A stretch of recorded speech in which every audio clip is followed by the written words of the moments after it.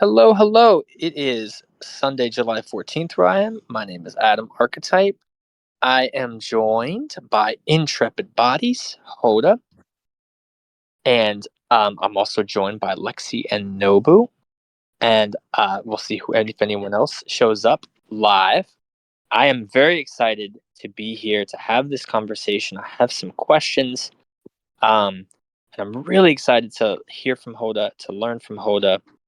Um, and the as you'll see if you clicked this asynchronously, this container is called Signal and Noise, and this was a seed that Nobu had planted in the Discord server. And for those that wish to join the server and be a part of these awesome conversations um, in the server, which then kind of become the seeds that get planted there, and then they become these fuller conversations and containers here.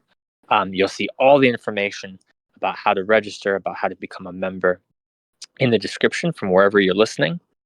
But it was part of the book club, actually. There was a conversation where we were talking about angels, and then Jin came up and self, and Nobu had started this wonderful thread, Signal and Noise, about the quality connection, about sort of differentiating all these different um, channels of communication. I also feel like this is really well timed. I'm not sure when you'll be hearing this, but eventually you'll see there's also a Why Am I Like This container called Channeling for Everyone. And I feel like that's a great container to even listen before this one, possibly. But I'm hoping that this space will provide some interesting insights, some helpful thoughts, some helpful tools, and ways to really just work, put in our own personal work on building that quality connection with spirit, with the divine, with our body, with ancestral energies, with these supportive communication channels, these clear channels of communication. Um, and to help us also recognize noise and static as things that maybe aren't as helpful or aren't as supportive or aren't as balancing or aren't as healing. And I'm really excited about this because this is something I've been trying to work on too. So I'm kind of putting my mode of almost like a interviewer, but like student a little bit too here in terms of working to strengthen that intuitive discernment and like refine our subtle senses. We have all this sensory information streaming in all the time, um, and to be able to sort of hear that signal, hear those opportunities for us to let karma ripen, to show up in ways that can be healing and balancing, and using our subtle senses to help us with that. But I've already kind of talked more than I want to for this container. So, um, actually, before I kind of go into some of my questions, I guess I want to just check in with Hoda about like just what I've described about the sort of signal and noise quality connection, and just see if there's anything that you'd like to add or correct or disagree with. Um, yeah, we get started. Yeah, Adam, thank you for the opportunity. I guess I'll introduce myself and say, hi, I'm Hoda, also known as Intrepid Bodies across like all social media outlets. You can also find me at intrepidbodies.com. And yeah, I just want to like, I guess, echo and refract what Adam said about this conversation when it comes to like the quality and the connection that we have with whatever spirit, cosmology, or deity of choice that we choose to work with. And I guess another thing I wanted to highlight too was like a separate conversation that happened with it ended up just being tenders like me, Adam, Anna, and Lexi, and we kind of like workshopped what this container could look like. And so yeah, I just want to say thank you for having me. If you, again, want to join these conversations and join in on the conversation in particular, you can do so by joining the Sharia Way by becoming a member at buymeacoffee.com. And basically, what that means is that you opt in to be part of the lineage space, which basically means like I give you a role in Discord. Once you say yes, you want a membership.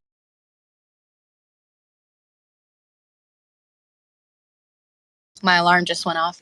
And yeah, and I think that, yeah, I just wanted to name that as just another outlet on how you can join these conversations. But Yeah, Adam, I'll hand it back over to you. Thanks so much. No, thank you for the introduction. I appreciate that. And yeah, like if this is your first sort of introduction to Hoda, like I'm sorry to hear that. You know, there's so many great containers here on our radio show for you to listen to her amazing work and artifacts that she leaves, even just through the Broom Radio. But the reason why I'm so excited to have her, and then we'll have Nobu in 2 weeks, is I've been in so many containers with her and these spaces with her, and it's just so exciting to see how she brings in this connection in ways that are so generative and supportive of the work that we're doing, of messages that might be for us, of opportunities, of opening doorways and portals for growth and healing. And so it's just really exciting to talk to someone who it's just been like a joy to like witness uh, and be a part of those containers and feel those messages coming at just the right time in order to support our trajectories, our ability to find healing timelines and release things. So yes, thank you, Hoda, for that. And I guess my first question is sort of like, you know, especially for those that maybe are getting to know you, but also like maybe are newer to trying to build their own intuitive faculty, their own communication lines. Like, I'd love to just hear a little bit, whatever you feel like is appropriate for you to share, of like kind of how and when some of this started for you, where you had your earliest sort of working on these subtle senses, so to speak, and these channels of communication. Wow, what a big question. Adam, thank you so much for asking. Um, I guess the first thing that comes up for me, um, when it comes to experiences in my lifetime that I can like point to, that relate to like when my channels started opening and when I can recognize like this, what people call like connection to like the other side of things. Um, I think the first time that that occurred for me was actually like when I was 3 years old. Like the first memory that I have of like interacting with like beings and kind of like connecting to a signal, so to speak, was 3 years old. And of course, at three, there is absolutely nothing that my 3 year old body at that time could be like empowered to do about like seeing or interacting with an entity. And so, of course, um, as time went on, I think the next time that I can recall like interacting or like feeling the subtlety of other realms, and connecting with them was through prayer and through like active devotion work. Um, and I've spoken about this a couple of times with folks throughout the Broom and throughout the Sharia way, how I grew up in a Sunni Muslim household, and primarily what that looked like was like my grandmother really committing to like praying 5 times a day. And before I even would pray, I could feel like the field of energy that was like subtly being like generated through her acts of prayer, um, and through some of like the trance states that she would go into.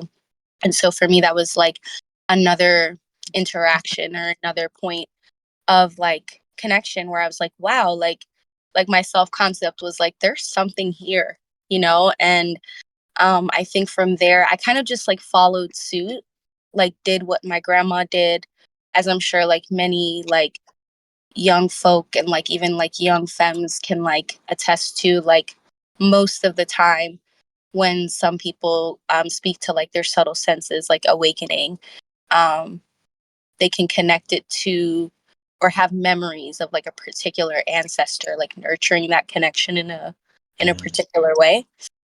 And it's not the case for everyone. Um, but I guess you could say fortunate enough to kind of like see my grandmother's devotional practices and then like practice that on my own. And um yeah, I guess for me after like those instances, it kind of just became like a like sincere curiosity for me. And at the time, of course, I was calling that connection to the divine. Um, like the language that I use towards the divine has expanded now, but at the time I was calling it like Allah and Hmm. like acknowledging that connection. And so I just became like a very voracious like reader and a very like powerful prayerer, like a prayer warrior, where Mm. almost like anytime I built up this habit where like anytime I felt stressed in life, or especially in undergrad, like felt at capacity prayer, like I would roll out my prayer mat and would instantly find not only just like an emotional solace, but I would also connect to this alleviating of like my like monkey mind. And I was like, this is palpable, you know? And so, yeah, like for me, it kind of went on from there.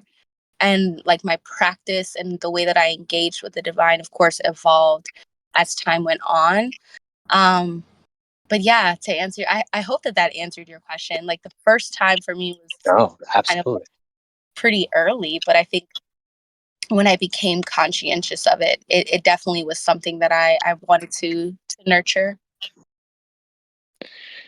Wow. No, I couldn't even imagine. Like, yeah, 3-year-old sort of like sensing into this, and I love what you described about being with your grandmother and like feeling the field change, and then when you're older, feeling how wow, like you would find this relief almost of the monkey mind, as you said.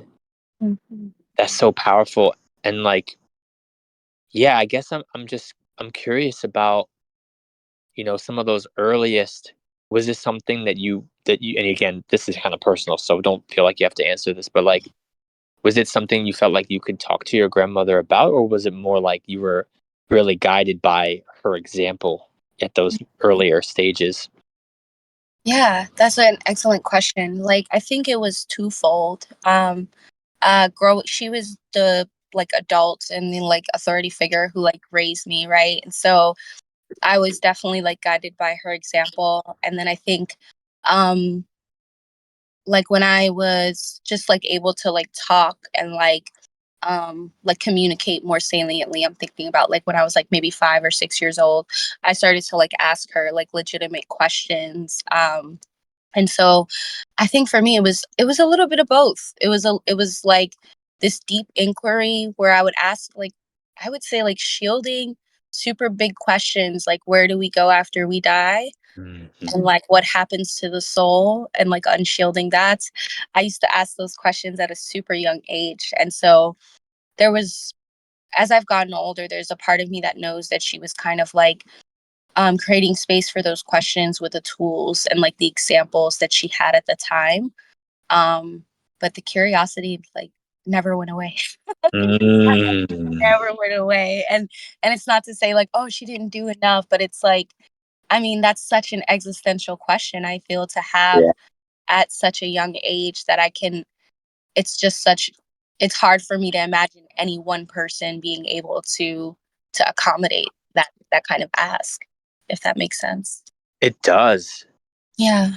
It does, and I do wonder, like, yeah, when you think about this beautiful, like, curiosity you had, Mm. um, what were some of those, like, I don't know, foundational guides, whether it was, like, texts or people or experiences that might have helped you through some of that curiosity at such a young age, or maybe through some really tricky things to integrate? Mm. Hmm.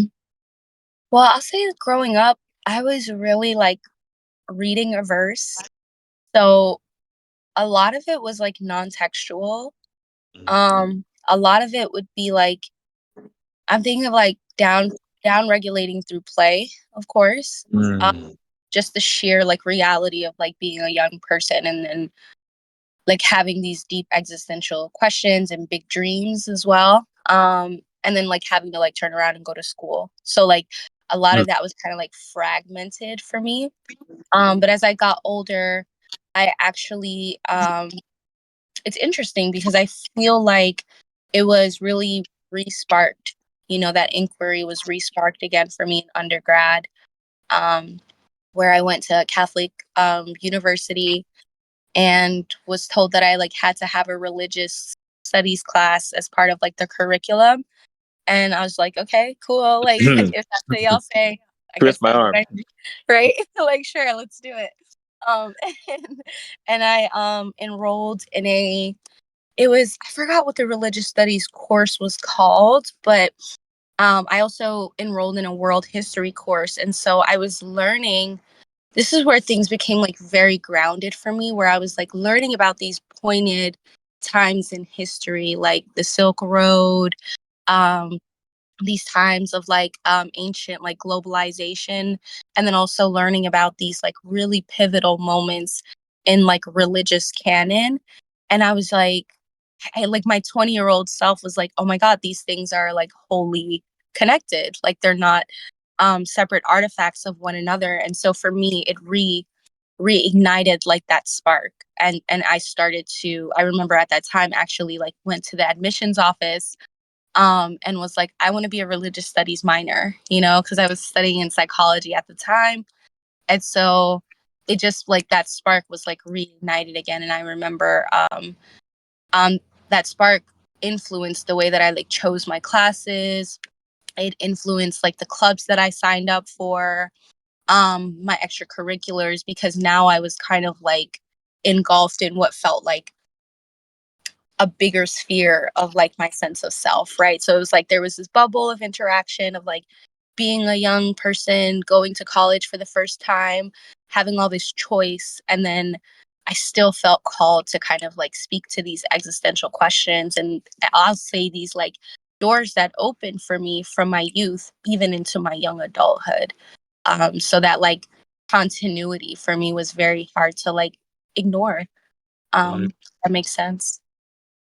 Yeah. And like, I do wonder what that was like for you to be in those classes and in those spaces where, for many, I imagine, like, like someone like me at that time, like in my 20s, taking these kind of courses, like where it might have been more like intellectual or academic versus you having real lived experience to bring in. Is that something you felt comfortable bringing into a class setting, or was that more just sort of like, that's for me? Like, what was that like, kind of hearing these conversations and then Yeah. kind of relating them to your own experiences that were probably pretty unique from others and your peers, I imagine. Absolutely. Yeah. Yeah, I definitely felt like different from my peers at the time for like many reasons though. I'll say like for me why the reason why I didn't internalize that difference on one level was because um I was going to school in this like affluent part of New Orleans, and an affluent school, as like a person who didn't grow up in an affluent setting. And so for me, I guess like my purpose in college was like colored with a completely different like tapestry, right? Where I was like, oh my God, I'm Mm, the first of my family, first woman going to college, first woman with a car. And these things like they sound fantastical, but they're like actually a reality, right? And so for me, it was like I was honestly walking into a lot of my classrooms with like this vitriol and this hunger and this like academic savvy, and like people mm, would like ask questions and I'm like, that question sucks, man. What I really like what you really mean to say. And so like I was also a little bit of like an asshole because I was just like I'm here for like a different reason, but I was so fortunate to have like professors who saw that, who could see mm, that like my asks were coming from a place where I'm like the answer could actually change, for lack of better words, like my life trajectory, and so they could see that and they kind of nurtured that. And I can count on like two hands, thankfully, like so many different professors who just saw me and in different courses, right? Not just in like my college of focus. I had like physics professors, religious studies professors. I had an amazing math professor who just saw me and saw that hunger. And so for me, I guess like that quest for knowledge wasn't as isolating. Um, and for me, it was like super invigorating because it was like inviting in perspectives from different people, and also the literature, what it was doing to braid in my experiences was just, to me, I just felt honestly like so grateful. Like I would sometimes like, especially like my environmental philosophy class, I would like walk away from that class like totally like verklempt because I'm like, oh my god, people see the world how I see it, you know. So Mm. it was super juicy for me. Yeah. I think my dog is agreeing with you. Hey, Um, no, that's amazing. That is so beautiful. And yeah. like, what a gift to be seen in those spaces. And you said like you can count on two hands. That's amazing. And I'm feeling like called to ask about like maybe some of your earliest experiences being seen on more of the subtle side that Hmm. maybe yeah, like what was that like? Because I feel like the scene that we're talking about here is like all this wisdom and capacity that you were Hmm. bringing to these spaces and this awareness to the and this curiosity, right? And like what that does to change the field of a class, right? So I'm just like really feeling into that. But then I'm like feeling into this other dimension that you're able to bring into the spaces and into the conversations that you're in. And I'm curious like when you started to maybe show some of that more or when people started to see that more maybe. Can you ask that in like a different way, Adam? I kind of feel what Yes. you're putting down, but yeah, I want to answer it more clearly. Yeah, I guess it's this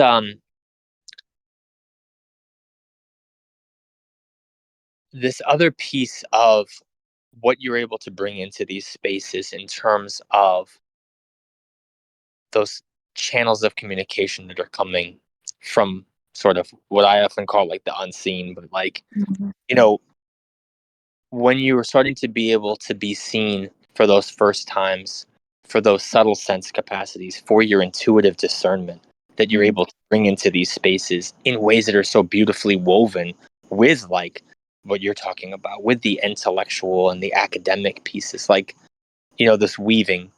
And I'm curious, like, when you were being seen for the first time for those gifts as well. Mm. Mm, absolutely. Absolutely. Yeah. I think for me, it was kind of around the same time. And so I took time away from college to like kind of like figure myself out, right? Like that proverbial gap year or two. I definitely took advantage of that. Mostly because I couldn't afford college, I'll be honest. They were like upping the tuition. So I was like, okay, I can't go. Took a couple years off and was just kind of like finding myself more curious and had a couple of other friends too who were like curious about like holistic health and like yoga. um Me being more bookish, I would like go to these yoga classes with them, pull tarot cards at the park, but I would also go home and like read text. And so I remember a couple of years later, or no, like a year or two later, I enrolled in a I basically was just like on spiritual Twitter and then enrolled in someone's like lecture like kind of membership and was like listening to their lectures. And I also had this friend at the time who was like really like spiritually like tapped in, who was really like telling me about numerology and really affirming. I retweeted something about numerology recently, actually, ironically. And like, so like it was like my circle also was like buzzing with this energy. Um, and I just remember just like being like flung into all of these different conversations where that weaving that you're speaking about just became like stronger and like the tapestry of that like signal just became stronger.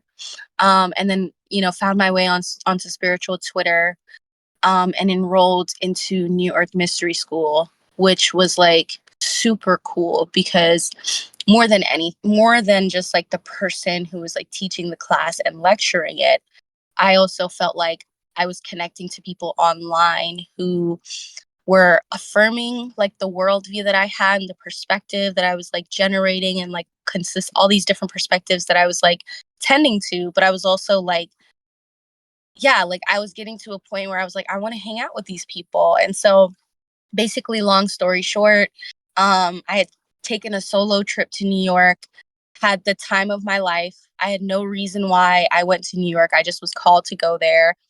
And I remember the day before I left New York, one of my friends from this online community space, New York Mystery School, like messaged me and she was like, "Hey, I feel like we're like supposed to connect more than just online. So I'm in Louisiana. I see you're in Louisiana. Let's connect." We went and got coffee. And then like I think for me, because I'm like such a like there's an aspect of me that's a social butterfly that really can see the like network of spirit and from my perspective and the way that spirit like brings people together. And for me, like that was Mm, what this moment was. Like it was such a refreshing, gosh, like just such a refreshing perspective from like the academic side of things.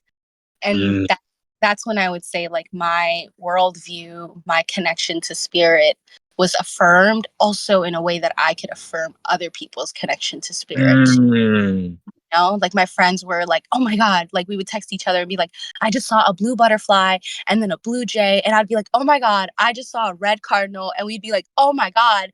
And this stuff carried on into the pandemic. And so it was so interesting because it was like during this time, like on the one hand, the collective was like suffering immensely. Like people I knew were suffering immensely. I was like experiencing this completely different timeline of like joy and expansion and connection, not only of like myself, but also like this tapestry of being able to connect my love for spirit and also other people's love for spirit and connect with one another in that way. And so it mm, was super like robust.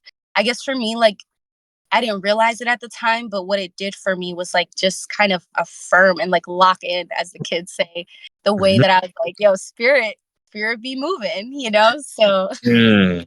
I hope Uh, that that answers the question. Yeah. it no, absolutely, and I love what you're bringing in about like how important it can be to have those worldview shifts be Yeah. affirmed by others. And it's kind of making, and like I think it's so beautifully said, and it's kind of making me want to ask about like your own like, and maybe this is me projecting, maybe you'll have one of these, but like your own like self doubt journey in this work. Yeah. Absolutely, man. Absolutely. Yeah. I feel like it really kind of like surfaced for me in 2018 when like my grandmother passed away. Um, I think for me, it was kind of just more than just being like sad and heavy and devastating because like that was my girl. Mm, But it was, it did exactly what you said. It kind of like ricocheted this like doubt in me because I was just like, I guess, yeah, like, I guess I was in the middle of what I now can see as like a spiritual crisis because as much as my faith was being strengthened and I was like seeing all these affirmations and like pretty much having the time of my life, I like lost what felt like is what I lost like one of the most important people to me and like a person who catalyzed me on my growth and my path and my journey and who I saw as like a spiritual elder. And so for me, like I'll be so honest with y'all, like I panicked when I like lost my grandma. I also was having dreams about her passing before she left and like mm, was kind of what felt like having I was like having like what felt like astral communications with mm, her. And yes, like the moment that I remember waking up like and my mom answering the phone and hearing that like my grandmother passed and like they had this my grandmother had a spiritual name, has a spiritual name. I have one too. And my mom was like crying out my grandmother's spiritual name. And so that moment like rocked me. I remember just feeling mm, like I remember like I just felt for like maybe 6 months straight. Like I was still like hanging out with my friends, still being invited to these amazing events. I think 2 weeks later, I was invited to speak at like no, 2 months later, I was invited to speak at Toni Morrison's eulogy, but I honestly felt super numb because of just feeling that pressure from that loss at that time. And so it did kind of change things for me. It sort of like broke um mm, that idealism. Um mm, and I would say, yeah, like that's when things got like really real for me, for lack of better words. mm. Yeah. Wow, and it's interesting because it's sort of like a full circle moment to like some of those earliest questions you were asking her at a Mm, young age about what happened after passing too. Wow. mm, wow. Yeah, that's so true. And I never really looked at it that way either because it's like I also felt like really connected to her in the spiritual realm too. And so like part of like what she was like imparting to me and what felt like these astral scenarios was like this like profound like revealing of like who she actually was. Um and so it's so interesting because it's like my human self is like no, don't go, but like my vaster sense of self, like the sense of me that's like connected to spirit was like I can like it was like I knew that's who you were, you know, like I knew it. I knew that that's who you were. I wasn't wrong. And so yeah, I absolutely agree that it was like a huge confirmation and a huge yeah, full circle moment indeed. Wow. And yeah, I'm curious if anything else is coming up for you about sort of like that affirmation. That's a really interesting affirmation of like, because it sounds like, and I want to make sure I'm understanding correctly. It sounds like you kind of felt that confirmation of like the vaster parts of your grandmother. Mhm. Absolutely. Yeah, that absolutely is it. And Wow. yeah, I feel like a confirmation like that really like it was kind of like twofold. It was definitely like a test of faith, and I think it also drew me closer to like the substance of faith and what faith actually is. And I guess on like a more micro level, I think it kind of helped my personality like shift a little bit. Um I guess in the sense that I was able to like yeah, kind of like feel like okay, if I'm getting this confirmation from a dream, um and that like these dreams are also part of my practice, then you know, it also speaks to me not necessarily losing anything. And you're right, like this full circle moment kind of happened where I like maybe at 5 or 6 had these existential questions about death. At like 25, 26, I was able to kind of like begin to start answering them for myself. Um, Not that I Wow. ever claim to have them fully figured out, but you know, Well, yeah. and I'd say like, I'm curious, like, yeah, like to have that confirmation. I guess the word is coming up because I think this word comes up a lot. And I wasn't sure how it would come up. And I don't even know if I have a question here, but it's like the role of fear. Mm, Um, with regards to all of this conversation of spirit, this opening of channels, mm, and I would imagine some of the source of some of the curious questions too. absolutely. Yeah, I feel like, and correct me if I'm wrong, I feel like it's almost like there's a question about like what is the purpose of fear? Like, or what does fear Ooh, serve? I guess I'm curious, like how fear played into like this journey for you, Mm, and maybe it wow. didn't again. Yeah, and I think that that's a super valuable question, right? Because I feel like, especially if we're talking about like the quality of someone's connection and we're talking about the quality of like your connection to spirit, I think that it's interesting because I'm like, I think the question forms when fear is present. And I think fear can, at least for me, has become present when I'm unsure and I'm looking at things in a didactic kind of way. And Mm. I think for me, like fear is present. Ooh, there's some beautiful lightning strikes happening in the sky right now without any rain. So I just want to like say That that. I just want to tell you that is hilarious because I was not going to cut you off, but a lightning bug landed on my hand just at that same moment. That's wild. Let's go. Okay. Whew. That's really exciting. Yeah, and I feel like giving my shade to the environment is really key right now. Um, but yeah, I think especially if I kind of like zoom out of my story a little bit and think about the way that the quality of connection can be changed or um can be, let's say, obstructed by like fear. And I think it does have to do, and for me at least, does surface whenever I am looking at things and possibilities in a didactic way. And I think that, of course, like people will be like, and that's why having a meditation practice is so important, or having a practice is so important. So you cannot think in didactic ways. And then people will be like, but when I'm in meditation, I'm thinking in didactic ways. And it's like, it kind of like for me brings in another aspect or like a different side to like looking at fear and understanding that fear.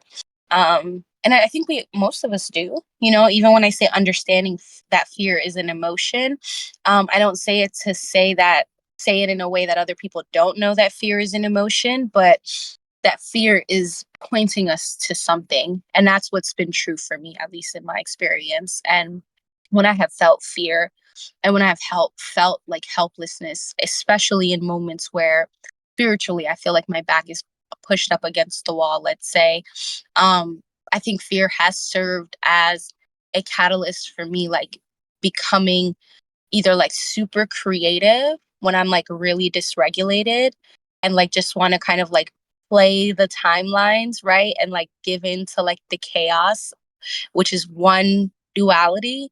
And then there's another kind of like aspect of like what fear brings out of me, which is like this profound stillness and this profound connection, that I'll go into like a channeled state or a downregulated state and practice asking for nothing. And I think for me, um, it's funny because I'm like, I think when it comes to like prompts or when it comes to, let's say, like, you know, intentions to ground a meditative container. And I feel like for me, for a very long time, that was like part of my practice, which is like getting myself still enough, getting myself to a place where I'm not going into this container with the divine or my vaster like self and asking for anything. And from that place, like quite literally in my experience, things will arise from a more subtle reality. And I've spoken to this before as like symbolic impressions or like, you know, a song getting stuck in your head or a reoccurring dream.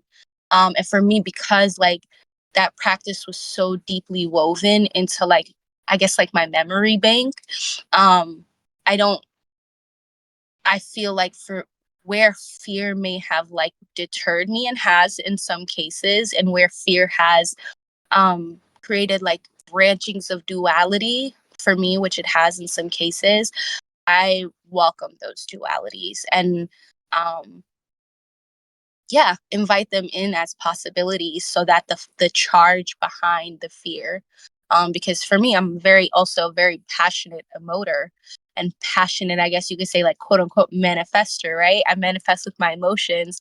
So if I give all of my ashe to that fear, and I know a lot of people know this, right? It's like 101 metaphysics, like whatever you give power to is what's gonna come into being. But when you also have a very strong connection to like your sense of source and your cosmology is very like tightly woven, in my opinion, you can manifest so much quicker. And so for me, to play with fear is like lower stakes in that kind of like containment than to like completely ignore it, because at then what I'm doing is like shutting myself down in some cases, you know. And so I've kind of practiced um a way where I welcome fear as like part of my practice so that it's not a stranger to me overall, if that makes sense. And I think that it would help other people, but I'm just speaking from my experience, you know? So, No, I mean, I think so. I mean, I'm here really yeah. learning something and kind of reconciling it with my own practices. And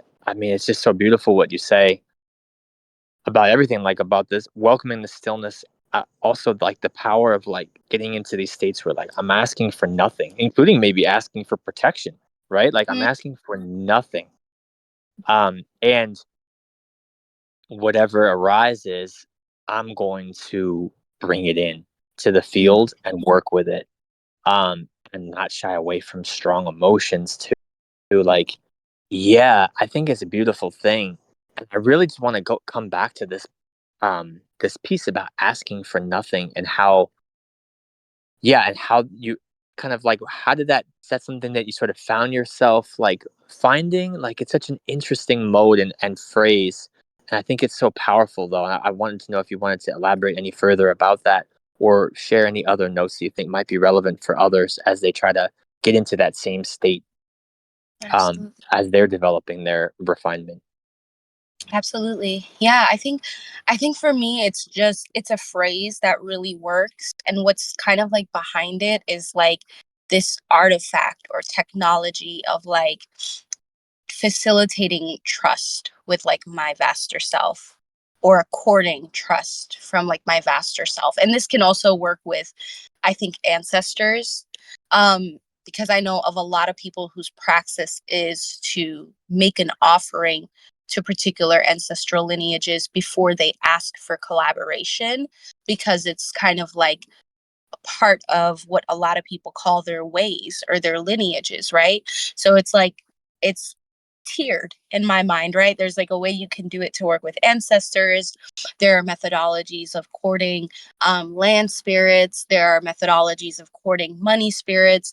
There are methodologies, right, of courting fertility spirits. And then there's also like methodologies of connecting to like your vaster self. And I think that um the phrasing might look different for other people, right? The affirmation and the actual like intention might sound different for other people. But what I'm kind of like hoping to elicit by even saying something like that is that, to me, the basis of devotion, the basis of practice, is facilitating trust with one's vaster self and network of connection throughout the realms. And so someone else's, let's say, like their connection and quality signal check might be something different, right? um it might be protection, right? And then there's also like affirmation, right? Like people are like, God, if you see me, like affirm to me. And then a blue jay will show up, and some people will see it and some people might not see it, right? Some people might ask for protection, and then they'll see that they, you know didn't step in a puddle that would have, messed up their whole workday outfit or whatever. And it's like, that's, some people might notice that, some people might not. And so for me, like these examples, I think bring up this possibility fractal that you can play with. And some people like devote their whole life with to, right? This possibility fractal where your connection can continuously be like refreshed or rechecked, through virtue of, yeah, like how you set up that containment, right? So a lot of people can go into prayer and they'll do so monotonously. And I know a lot of people like this, unfortunately, where it's like they'll pray, but nothing changes in their life, right? And then there's some people who've never prayed a day in their life, and they'll light a candle and like roads will open up so quickly. And I think it speaks more towards, yeah, like kind of what this container is about, right? Like the quality of what someone's connecting to, and also helping them discern whether or not it's noise, and also being like, it's cool if it was, because I can just go back in and tune the radio station and try again, And so, Mm. yeah, that's a really juicy question. I'm really happy you asked that. No, I mean, I really appreciate what you shared, and I'm like, I think, that that key of like facilitating trust as this like foundational mode, or like intention with this work, is so powerful and beautifully said. And I love what you're saying about like, there's so many different ways, there's so many different, you know, realms of information and wisdom that people can connect into. Um, and I really appreciate how, you're leaving that space for everyone. And speaking of your own experience, I am curious though, because I know in your work, and I've seen it at the room, in the Discord server, of course, and in other spaces where you are supporting people in their own kind of journeys. And Mhm. even with that said, of like so many different ways, is there any kind of advice you find yourself giving people? And advice is kind of a bad word, but like people who are saying like, I need some help, I need some guidance, I'm trying to develop this. What do I do? Like my guess is you don't really give them really instructive prescriptive, but like I'm curious if there are certain things that you tend to gently guide people towards that are like good starting points for those that are more at the starting point. Yeah. No, that's a great question, Adam, because I kind of will do that and also try to like assess, what people I can't say like what people are ready for because that's like super egregious, right? But it's like Mm. I can kind of like tell what people have a taste for, right? And like ask them like Mm. what they do connect with. And sometimes like people will say tarot. Some people are like, I'm at church every Sunday blowing the prayer roof down. I'm like, yes, like, right. And so like for me, I think number one, especially like as a practitioner and someone who does work with people one-on-one and sometimes in groups, um, I'll say like, yeah, like affirming what tool is at people's disposals is super key because I think it's about, yeah, like facilitating um trust on a one-to-one level. And then sometimes, yeah, it does come up as advice. I would also say like the probably most salient thing that I like tell people to or suggest them to pay attention to is like what their body is communicating when they're able to find places of like respite or meditation as we say. um and I think once people can do that, I don't want to say like just consistently enough because I know some people are like they're super strong spiritually, right? So like I don't it's so interesting because it's super hard to be prescriptive in this way and I have to dismember parts of like my teacher background in this example because being a teacher is all about front loading all that information, being super supportive to all your students. And just being like a very stand up person and like sometimes when people will show up and like ask for support, it's interesting what will show up as the most supportive thing to do. But I will say that 9 times out of 10 the thing that I like hope to facilitate for most people is like their breath, their body, their sense of their locality, their sense of how empowered they feel at any given moment. And then I think flowing from there can be just as easy as like having a conversation with someone about the weather in some cases. Mm. Yes.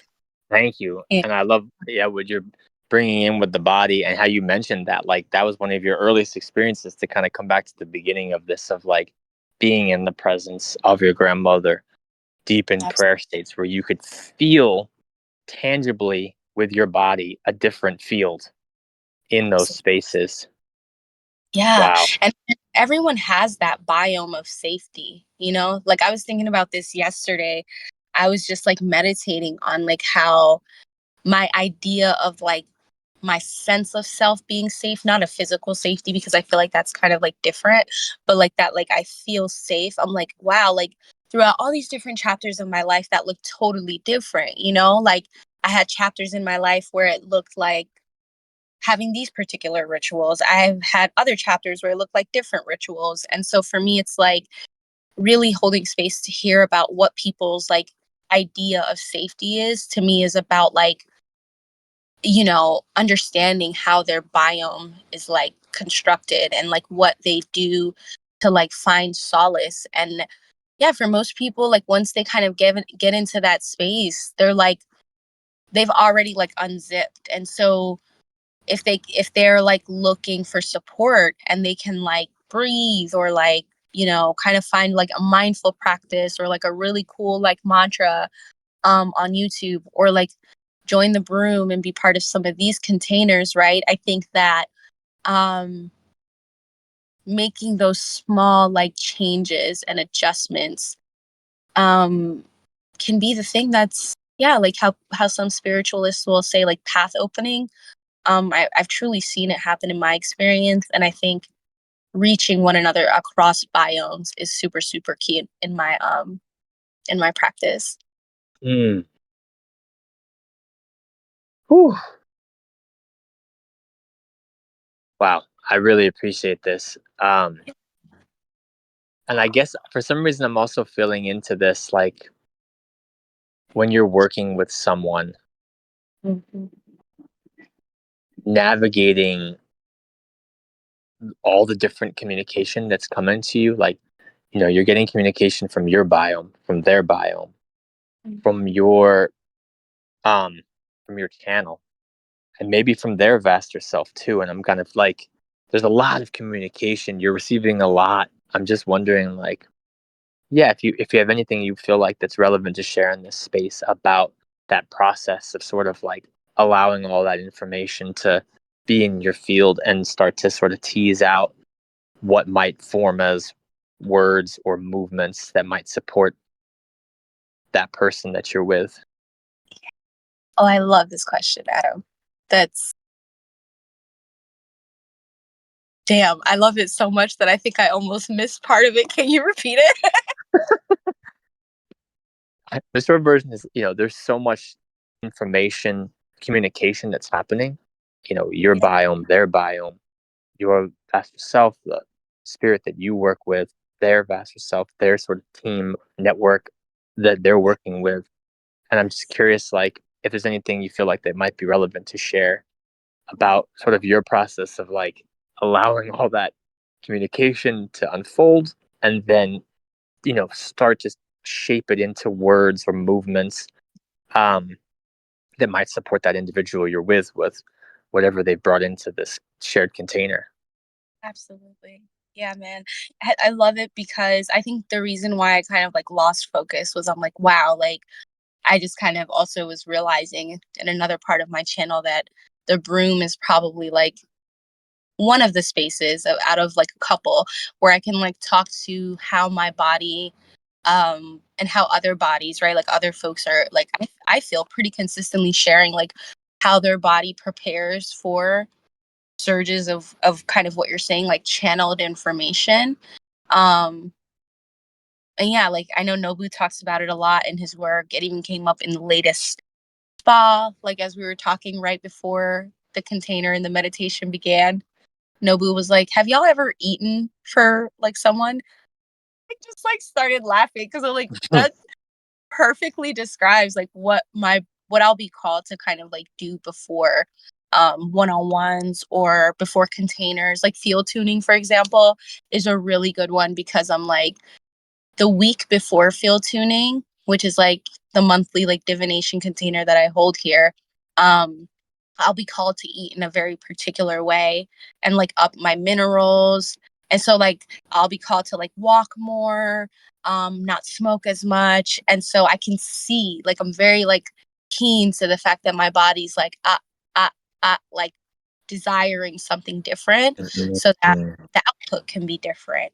Um and I think that that's also different for other people too, right? So, there's definitely ways to I think um eat for like the way that your body's channel is like structured. I think there's also sometimes I'll be called to like watch certain movies, learn about particular like moments in history before a one-on-one session. And I get the sense that it's because like my field is making connective tissue, which is a phrase that you like to use. So I'm going to borrow it right now. It's like my field is like building, metaphorically speaking, like this fascia, this like network of information, so that not only like I can hold the container, but I also get the sense and do get confirmed a lot of the time that it's like, oh, like eating this particular eating in this particular way helps you channel, and it is ancestral, I will say. Drinking a lot of water helps. Sleep is like my best freaking friend. And I don't sleep a lot. I don't try to get like too fixated on any one like particular direction, right? So I can't say that like being a vegan is what makes you the best channel, right? Like sleeping 9 hours is what makes you the best channel. I think it's about what type of information is coming through, which a lot of the times I won't know until it comes through. So it's also like a trust exercise a little bit.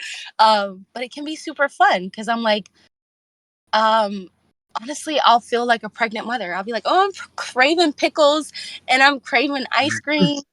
And I'm like, it's because there's some new information coming through. I bet, and I'm kind of Mm. curious if anyone else here, or like, yeah, if you, Adam, yourself can relate to that. I mean, I feel like part of the reason why I wanted to have these conversations is I'm still in this process, right, of like differentiating like a craving of like habit or just because something smells good versus like this like you're saying, this trust exercise of like, there's something else here.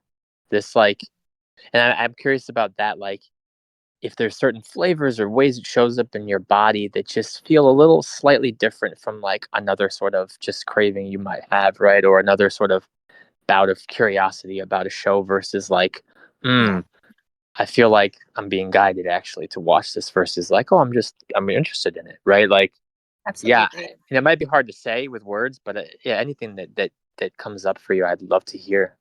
No, because I think that's such a good question, because it makes me think of like discernment, um, on a level that, asks the question about like what is good for, the body in this respect, or good for the self in this respect, and what's good.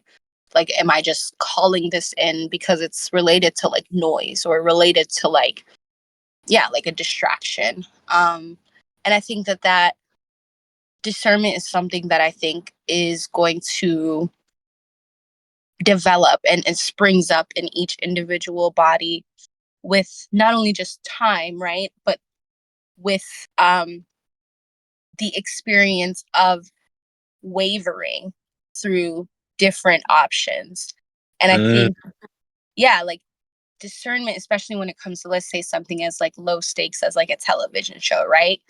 Sometimes, and I've had this experience where my guides, especially early on in my path, as I was strengthening my quality of connection, I would just be put on paths where it was like I would just watch stupid shows and think that it was like things that let's just say, I'm thinking of one show in particular, and I don't want to name it because I know a lot of people like it. So I'm like, let's not go there. I don't want to piss nobody off and get canceled. But I'm like, it's we don't usually avoid the spicy takes around here, but do as you will.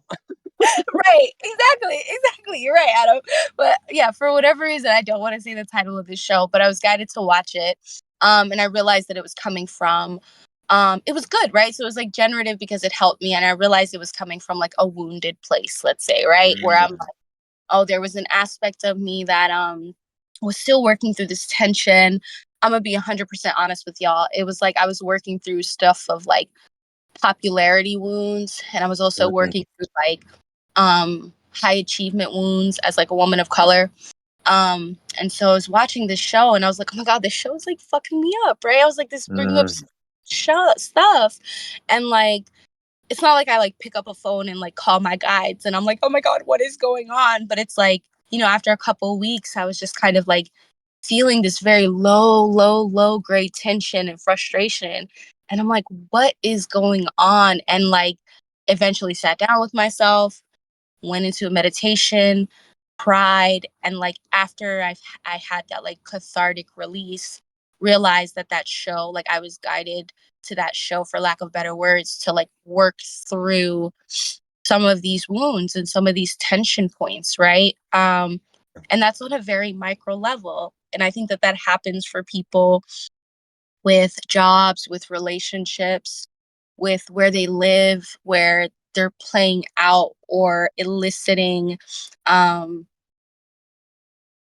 I guess what's coming up is like eliciting energy to bring this up, like have that like cathartic release, and it can happen on so many different layers. So I want to also acknowledge that, right? And I also feel like people will say discernment, but they won't say anything else, right? And so I feel like that mm, context is so important to give, because it's like, what are you discerning for?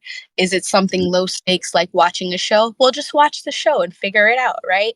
But if it's mm, moving, across the country for someone, like for someone you met, let's say on the internet, like that's a little bit more higher stakes. And like, let's think about that a little bit more, right? And let's sit with that. That's probably a moment where you can go like the stillness route as opposed to like the action route. And to Mhm. discern these things, I don't think that they happen in a vacuum. I don't think that they happen, um, you know, the individuated self is the only thing that can elicit this type of like refinement. And so for me, that's where like community comes into play. For some people, if they're fortunate enough, right, family comes into play. For others, if they're fortunate enough, their chosen family comes into play. And you sort of consensually and transparently, right, inform these people that you're on this path if you can, and have them collaborate with you on this like larger discernment process if they're willing and they're able. And if not, get accountability buddies if you can. And so I don't want to go down like an advice rabbit hole, but I do think that when it comes down to checking in with whether or not you're being intuitively guided or guided by an idea, and you can't do everything that I just said, a quick meditation and asking your body, I think, would be like the wisest thing and works for me in most cases. Mhm. I appreciate that. And again, kind of personal, but just like so people have examples for I have examples too. And if you feel like sharing like how these things tend to show up in your body. I would say for me, okay, if I'm guided towards like something that is very low stakes, but it's a yes, discernment wise, I feel a sense of like wonder and like awe and like Mm. a little bit of trepidation. Mm. And that's mostly because the experience is like foreign. And then when something is a legit like no, and it's something that I'm guided to move away from, my body will, I'll be honest, it'll feel disgust. And Mm. it will feel, what will come up for me is like almost like taste, like smelling a bad thing that you can taste. So like something like like a smell that violates your mouth through virtue of your nasal cavity, which is so specific, but it's like Yeah. that's what like the hard no usually feels Yeah. like to me. Yeah, I'm curious, what's it feel like for you? If For you me, a lot. Yeah. I mean, I think it's shown up different ways, but like I get a lot of stomach activity and digestive activity with mm, no. Um, and I get a lot of like energy that feels like I want to move the hell away from the situation. Like I can feel like movement wanting to happen. mm, Um, and I'm just really still also struck by what you said about like this sort of cocktail of wonder and awe and trepidation and um, uncertainty and like yeah, kind of how that aligns with some things I've felt. Yeah, yeah, because I feel like that trepidation piece is one that sometimes doesn't always get talked about enough, right? mm, Like that it's sort of like yeah. So I'm just for now I'm just going back in my memory, my body mind memory of like times of when that cocktail was alive. mm. And yeah, what a doorway. Wow. Thank you for bringing that up and Yeah, sharing so much tonight. of Whew. course. I'm curious if if there is anything else coming up for you or anyone else who's here live. Yeah, that's what I was just about to ask, just to see if anyone that's here wants to come off mute and ask a question or add a reflection or share something in the chat that I can read. But yeah, I'm feeling pretty full myself. Like this has been amazing. Thank you so much, Hoda. Yeah, dude. Thank you so much, Adam. Thanks for kind of like offering this platform. It's so interesting because I kind of thought the conversation was going to go in a particular way. And so, yeah, I appreciate for the way that you were like contained and like asked these questions, and the direction this conversation felt super generative to me. So thank you. Thank you. I see there's some typing, so I'm gonna hold space for any questions that might be coming up. reflections, or like I said, come off mute, please. Mm.